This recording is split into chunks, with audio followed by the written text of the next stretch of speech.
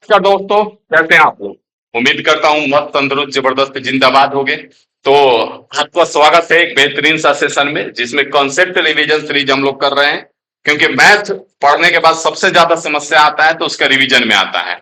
और इसी समस्या का निदान हम लेकर के आ गए हैं कॉन्सेप्ट रिवीजन सीरीज, जिसमें एक सीक्वेंस में परसेंटेज से होते हुए आगे बढ़ रहे हैं हम लोग। और देखेंगे आप सारा कॉन्सेप्ट हम रिवीजन करा देंगे। बस आपको खाते खाते घूमते फिरते लेक्चर को एक बार दो बार दिन भर में देख लेना है।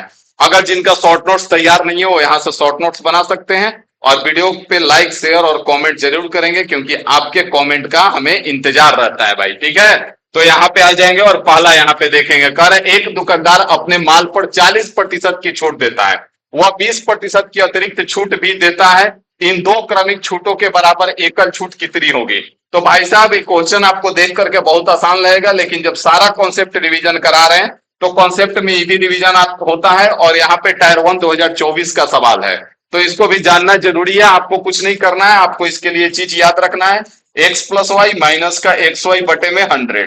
ठीक है, इसको अलग से याद रखिए और इसको अलग से, बीच में माइनस रहेगा। 40 और 20 60 हो जाएगा। और यहाँ 40 गुना 20 800 बटे में 100। तो 800 बटे में 100 8 बचेगा, तो 40 में से 8 घट जाएगा, आपका 52 बचेगा और यही आपका आंसर हो जाएगा। बात समझ में आ गया। तो यहाँ पे आ जाइए और अगला सवाल बता दीजिए। यहाँ पे कह रहा है एक व्यक्ति पहले किसी वस्तु की कीमत में 8% की वृद्धि करता है और फिर वह 18% की छूट की घोषणा करता है। तो बता दो भाई वास्तविक छूट कितना है। तो यहाँ पे ध्यान देंगे, आपको कुछ नहीं, एक फॉर्मूला बेसिक सा है, एक्स प्लस वाई प्लस का एक्स वाई बटे में 100। आपको ये चीज बहुत काम का चीज है। बात समझ में आया। वैसे तो कहने को कह देते हैं और सबको ही कह देता है कि भाई, बहुत सारे लोगों को लगता है कि बिना एक्स का बेसिक नहीं होता है, लेकिन असली वास्तविकता यह है कि एक्स आपके लाइफ का दुश्मन है जिसने सब कुछ बर्बाद कर रखा है। ठीक है, लेकिन यहाँ पे वो दुश्मन नहीं है, ठीक है ना, इस बात को समझेंगे। यहाँ पे 8% की वृद्धि है तो प्लस का 8 हो जाएगा।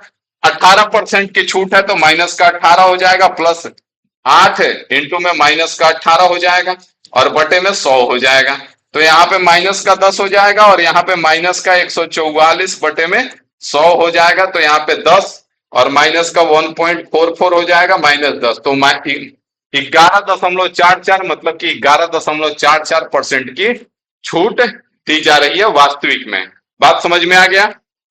चलिए आगे आ जाइए, यहाँ पे ध्यान दीजिए। यहाँ पे कह रहा है स्वरूप को 1600 अंकित मूल्य वाली घड़ी के लिए दो ऑफर दिए जाते हैं। या तो 20% की दो क्रमिक छूट ले ले भाई, या तो 30% और 10% की दो छूट ले सकता है। स्वरूप कौन सा बेहतर योजना का चुनाव करता है और किसमें अधिक बचत कर सकता है। तो यहाँ पे ध्यान देंगे, अगर 20% का दो छूट, तो हमने क्या बोला आपको, इसको याद रखना है। जब भी इक्विवेलेंट डिस्काउंट का बात है, समतुल्य बट्टा का, तो इसको याद रखे 20 20 40 और 20 गुना 20 400 बटे में 100 कितना हो जाएगा, 40 माइनस 4। यहाँ पे आपका 36% का उसको डिस्काउंट मिलेगा। और यहाँ पे देखेंगे तो 30 और 10 40 और माइनस का 30 गुना 10 बटे में 100, तो 3 बटे 3 हो जाएगा। तो 40 माइनस 3 कितना हो जाएगा, 37। तो यहाँ पे उसको 37% का डिस्काउंट मिलेगा। तो यहाँ पे देखेंगे वो कितना का बचत कर ले रहा है, यहाँ पे 36% और यहाँ पे 37%। तो यहाँ पे 1% उसको अधिक मिल रहा है। तो यहाँ पे 1% मतलब 1600 का 1% कितना हो जाएगा, 16 रुपया हो जाएगा और यही 16 रुपया का वो बचत कर सकता है। ठीक है भाई। तो यहाँ पे इस क्वेश्चन आपके होमवर्क में है, कर रहा है 25% की दो क्रमिक प्रतिशत कमी या 25% की दो क्रमिक प्रतिशत वृद्धि से कितने प्रतिशत कम है, यहाँ पे बता दीजिए। आपका सीजीएल का सवाल है। क्वेश्चन देखने में हलवा लग रहा होगा, नहीं बनेगा तो कमेंट करके बताइएगा, लेकिन कर लीजिएगा ना तो मजा आ जाएगा, कसम से बता रहे हैं। तो करके एक बार देखिए, वीडियो को रोक लीजिए और करके देखिए। अगला देखिए, कह रहा है कि एक दुकानदार ने एक वस्तु पर 5000 मूल्य अंकित किया। दुकानदार 20% 15% और 10% की क्रमिक छूट देता है। वस्तु का विक्रय मूल्य बताना है। तो यहाँ पे ध्यान देंगे, यहाँ पे 5000 रुपया अंकित करता है, ठीक है। और 20% मतलब 80% पे बेचा जाएगा सामान को, 15% मतलब 85% पे बेचा जाएगा और 10% मतलब कि 90% पर बेचा जाएगा। अब कुछ नहीं, काट लीजिए, सबसे बेस्ट तरीका है आपका ये वाला। ठीक है, यहाँ पे 1 2 3 4 और एक 5, 1 2 3 4 और एक 5, 5 से इसको काट दीजिए 2 बार में और 2 से इसको काट दीजिए 4 बार में। यहाँ पे देखें तो इकाई का अंक सबका सेम है, लेकिन डिजिटल सम काम करेगा। अगर यहाँ पे हम 9 से मल्टीप्लाई हो रहा है, किससे मल्टीप्लाई हो रहा है? 9 से, तो डिजिटल सम कितना आएगा? 9 आएगा भाई साहब। तो 9 इसका नहीं आ रहा है, बात खत्म। 8 2 10 नहीं आ रहा है, 7 2 9 5 14 नहीं आ रहा है। बस एक ही ऑप्शन है जिसका डिजिटल सम 9 आ रहा है और यही आपका आंसर हो जाएगा। खटका दिए ना?